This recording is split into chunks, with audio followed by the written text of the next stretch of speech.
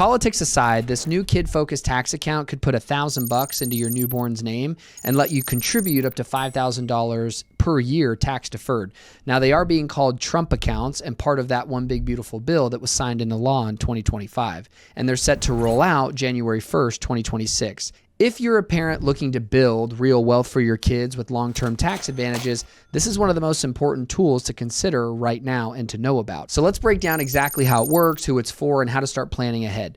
My name's Matt Bontrager, and I'm a CPA and have been for 10 years, and I'm the owner and founder of TrueBooks, which is a CPA firm that specializes in tax planning and accounting for real estate investors and entrepreneurs. Our whole goal is to help bring down our clients' tax bills so that they save more of their own cash. So what are we really talking about here? These are unofficially called Trump accounts because they're included in the one big beautiful bill that was passed in 2025. But the real name is still being finalized for what these are going to be. And here's the structure. This is a tax-deferred investment account designed specifically for kids under 18. Think of it like a child-only IRA, which is pretty sweet because it's been hard to set these up without other rules. And they're going to be long-term, tax-friendly, and restricted to diversified investments. You can't pick individual stocks or have crypto in them. Funds are limited to broad index style ETFs or mutual funds, so you should think simple, diversified, and automated, rotisserie chicken style. This is easily a set it and forget it investment account built for your child's future. And unlike a 529 plan, this isn't just for education, it's meant for long-term wealth building, which gives parents a lot more flexibility. Now, for the part that has parents interested,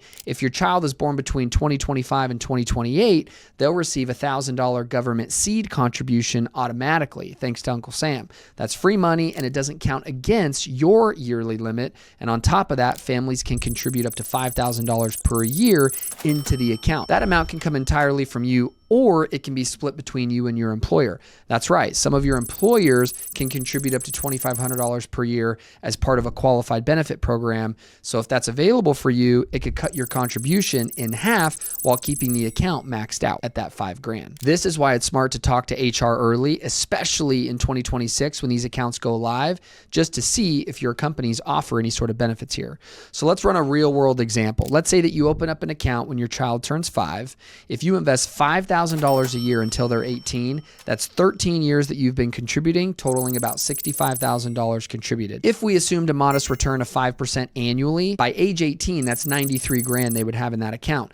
If they leave it untouched until they're 30, that same account could be at about $175,000. This is the power of early contributions and compound growth, and these accounts are all about, again, steady, consistent investing. Now, a few other important things to know. Withdrawals before age 59 and a half may trigger a 10% early withdrawal penalty, similar to 401ks and IRAs, unless the money is used for qualified education expenses or first-time home purchases, which always helps. These contributions are after tax, but the accounts grow tax deferred, and withdrawals in retirement will be taxed based on the rules at that time. Also, since this is a brand new program, the IRS is still finalizing the details here. And so as you can imagine, things are up in the air and they could change. I would expect more clarity on this later this year, but before the official launch, obviously.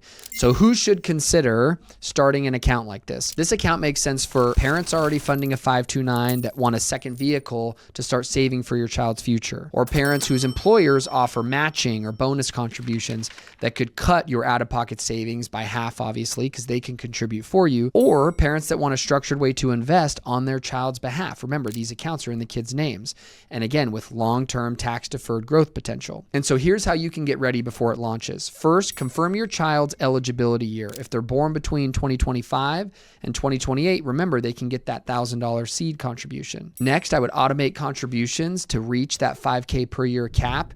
And then last, I would choose a broad-based index fund option when the custodians end up opening those accounts. Think low cost, diversified, long-term. Remember, set it and forget it. You're investing and you're not doing a lot of trading with these accounts. This is the kind of tax policy update parents actually need. So if you want more straightforward tax strategies and tips, follow and subscribe. And if you're thinking of long-term investing for your kids, you should be thinking long-term for yourself too. Watch my next video on the backdoor Roth IRA. It's one of the most overlooked strategies for high-income earners. And if you're ready to build a full tax plan for you and your family's future, check the link below and we'd be happy to help you over here at TrueBooks, where again, we focus on building tax plans to help families save as much cash as they can and put it back in their pocket. I'll see you in the next one.